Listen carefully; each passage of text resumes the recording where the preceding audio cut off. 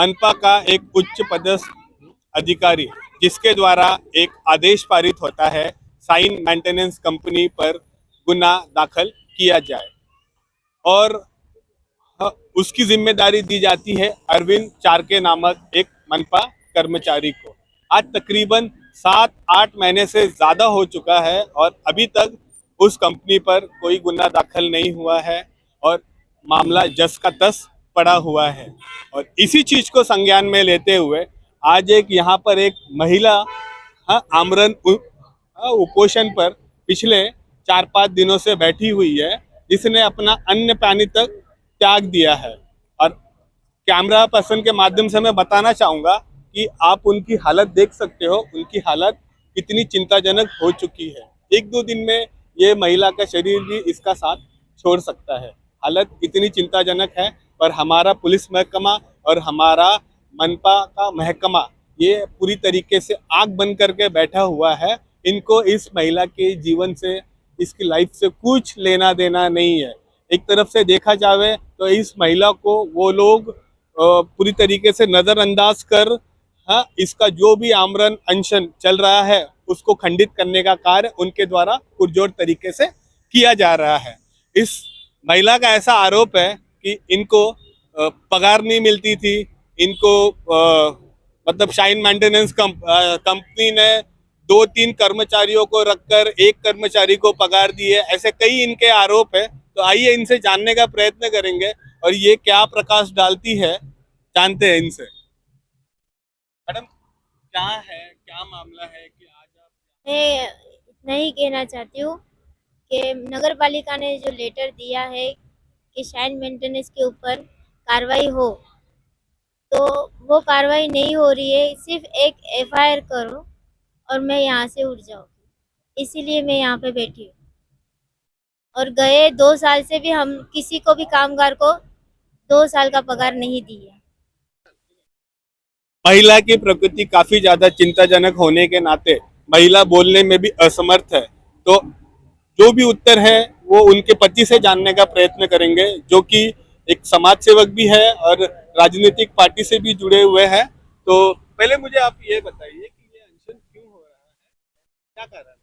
सिर्फ एक ही छोटा सा कारण है कि नगर पालिका ने एक लेटर दिया जनवरी 2024 के दिन कि शाइन मेंटेनेंस ने नगर पालिका के साथ धोखाधड़ी की है, फर्जी दस्तावेज दिए और उस पर कार्रवाई करो। और आज हो गया 8वां महीना 2024 चल रहा है और अभी तक वो लेटर पे कोई अमलबाजी नहीं हुई है। फॉर्मेलिटीज उन्होंने पूरी की थी लेकिन जब वो लेटर मेरे पास आया तकरीबन ये एक महीना हुआ मेरे हाथ में आने तक, आरटीआई से मैंने निकाला, तब मुझे मालूम पड़ा कि ये लेटर तो जनवरी में ही दे दिया है। तो मैंने यहाँ पे मतलब पत्र व्यवहार किया कि इस पे एफआईआर दर्ज करो, तो वो नहीं हुआ।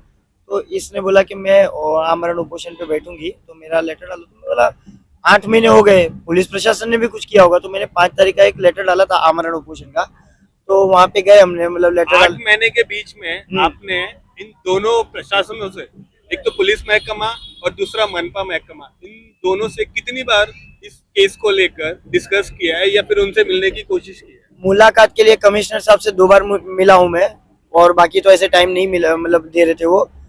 उपायुक्त साहब से 2 या 3 बार मिला हूँ, लेकिन मैंने मेल से और पत्र व्यवहार से हर हफ्ते में मेरे 2 बार उनसे कांटेक्ट हुए। बाय लेटर मेरे पास ये पूरा थैला भर के पड़ा है, यहाँ पे थैला आगे दे दो, तो बता देता हूँ, पूरा थैला भर के पड़ा है ये सारे लेटर। ये देखो, ये पूरा लेटर ऐसी और 2 गोनी घर में पड़ी है। ये लेटर जमा कर करके मैंने पुलिस स्टेशन में भी दिए है, नगर पालिका में भी दिए है और सीपी साहब के पास भी दिए और मंत्रालय में भी दिए। मतलब ये उतने सारे लेटर्स मैंने जा जाके दिए है और हर हफ्ते में मेरा 2 ईमेल रहता है कि इस पे कार्रवाई करो। वो मेरे मोबाइल में सारी डिटेल है और मेल आईडी से सीपी साहब ने ईमेल फॉर नेसेसरी एक्शन करके डीसीपी साहब को भेजा है। डीसीपी साहब ने भाईंदर पुलिस स्टेशन को ईमेल फॉर नेसेसरी एक्शन करके लिख के भेजा है, लेकिन कोई नेसेसरी एक्शन अभी तक हुआ नहीं है। और वही 5 तारीख का अनशन हम लोग को बोला था कि 10 दिन का टाइम दो, तब तक हम लोग एफआईआर दर्ज करेंगे। तो 5 तारीख से हम लोग ने 13 तारीख का एक लेटर डाला कि 5 से 13 के बीच में 2 दिन, मतलब 10 दिन हो जाएंगे पूरे, तब तक तो हो जाएगी। तो इसको इजीली मतलब सेट सोमवार मंगलवार तक खड़ा कर देंगे वापस, वो तो हो जाएगा बोल के। तो 13 तारीख को ये बैठी है, लेकिन उसके बाद से तो वो लोग ने और अभी वापस 1 महीने का टाइम मांग रहे। ऐसे टाइम मांगते रहेंगे तो खाली एक दस्तावेज बन के रह गया। आज से 10 साल बाद हमारे कामगार जब बच्चे उसके बड़े हो जाएंगे, वो और रास्ते पे कचरा चुनना चालू कर देंगे, तब भी वो पैसा मिलेगा नहीं, तो क्या काम आएगा। आज जब हम लोग को पैसा काम नहीं आ रहा है, हमारे बच्चों को पैसा काम नहीं आ रहा है, चलो पैसा जाने दो, लेकिन वो एक कार्रवाई होगी तो कभी जो कामगार है जो डरे हुए कि हमारा रूम खाली हो जाएगा, हमारा मतलब ये हो जाएगा, उनका डर तो मन से निकलेगा कि एफआईआर होने से। तो सिर्फ एफआईआर कॉपी हमारे हाथ में चाहिए, हम अनशन तोड़ दें। महिला की हालत काफी चिंताजनक है और दोनों प्रशासन आपकी बातों पर, आपके धरनों पर ध्यान नहीं दे रहा है। अगर इस महिला को कल को कुछ होता है तो आप किसे जिम्मेदार ठहराओगे? अगर इसको कुछ होता है तो समझो मुझे भी होता है। मैं 101% कहता हूँ कि नोट पे जो गांधी जी है और हम जिस गांधी जी को मान के मतलब उन्होंने अनशन कर करके देश को आज़ादी दिलाई और अंग्रेजों को भगाया, तो अभी मैं सीधा बोल दूंगा कि भ्रष्टाचारी चरण सीमा पे है। गांधी जी की मृत्यु निश्चित होने वाली है अनशन करते करते। ये मरी समझो गांधी जी मर गए। गोडसे ने तो गोली मारी थी, यहाँ पे भ्रष्टाचारी ने मारा है।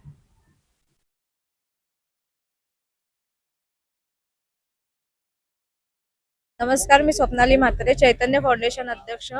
आज या गीता कानाबार उपोषणाला बसलेत, त्यांना आमच्या चैतन्य फाउंडेशन तर्फे जाहीर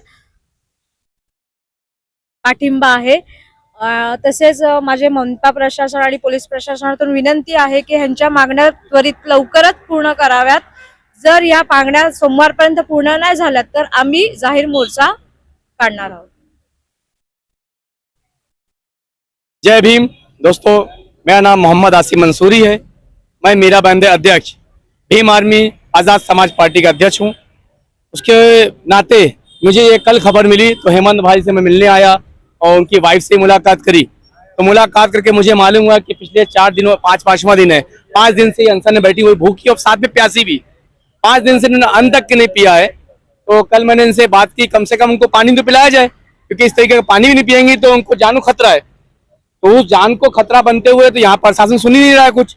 इसके जिम्मेदार, अगर कल इनको कुछ हो जाता है उसका जिम्मेदार कौन होगा? उसके लिए ये सवाल मेरा यही सवाल है ना कि भाई इसके जिम्मेदार कौन होगा? अगर उस बच्ची को, उसको कुछ हो जाता है, उस बहन को, तो इसका जिम्मेदार प्रशासन होगा या मनपा होगी?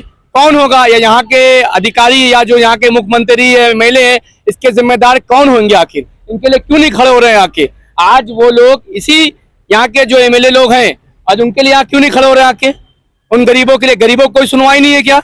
आज वो काम करने वाले शौचालय में जो भी है उनके अधिकार, जो ये साइन मेंटेनेंस है, कोई इसने गलत तो माना नहीं है, उनके खिलाफ ही खड़ा हुआ है जो हक की बात है। आज अगर उनके हक की अपनी बात नहीं करेंगे तो कौन करेगा? आज उनके बच्चे बेघर हो रहे हैं, उनके खाने के वांदे हो गए, उनके लिए अगर वो नहीं खड़े होंगे तो कौन खड़ा होगा? ये काम यहाँ के जो एमएलए होते हैं, नगर सेवक होते हैं, उनका काम होता है कि अपने लोगों को लेके चलना। उनका चुनाव खत्म हो जाता है, उनको उनका मतलब हल हो जाता है, आज उनको कोई नहीं पूछता है। आज उनके भी फिर चुनाव आ रहे हैं, तब भी उनके लिए कोई खड़ा नहीं है। तो भीम आर्मी आज़ाद समाज पार्टी ने निर्णय लिया है, हमारी बात हुई है जो हमारे महाराष्ट्र के अध्यक्ष हैं, हमारे मुंबई अध्यक्ष हैं कैलाश जायसवाल जी से, कि भाई ऐसा बोले आप उनके लिए खड़े हो। अगर ऐसा कुछ होता है तो आप उनके सपोर्ट में खड़े हो। अगर कोई नहीं आता है तो भीम आर्मी आज़ाद समाज पार्टी उनके साथ खड़ी रहेगी। जैसे इससे पहले भी हॉकर्स लोग थे, उनके साथ हम खड़े थे, उनके लिए आए थे, आज भी इनके साथ हम खड़े हैं। आदेश पारित करता है मनपा का डिप्टी कमिश्नर आरोग्य विभाग से, और उस आदेश को मनवाने के लिए एक महिला यहाँ पिछले 5 दिनों से बैठी हुई है। मतलब आप समझ सकते हो कि मीरा भाईंदर में भ्रष्टाचार किस चरम पर है। एक डिप्टी कमिश्नर की बात को नजरअंदाज किया जा रहा है, उसके आदेश को नजरअंदाज किया जा रहा है, जिसका खुला उदाहरण है कि भाई डिप्टी कमिश्नर आ जावे या कमिश्नर आ जावे, कलेक्टर आ जावे या मुख्यमंत्री आ जावे, करेंगे तो हम हमारे मन की ही। अगर हमें जहां मलाई मिलेगी, जहां मिठाई मिलेगी, वही काम होगा। भले ही ये महिला या फिर इसके जैसी और भी बहुत से लोग, क्रांतिकारी तरीके के लोग यहाँ पर आके बैठे और उनकी मृत्यु हो जाए, या फिर वो सीरियस हो जाए, या फिर वो थक हार के अपना आंदोलन समाप्त कर दे।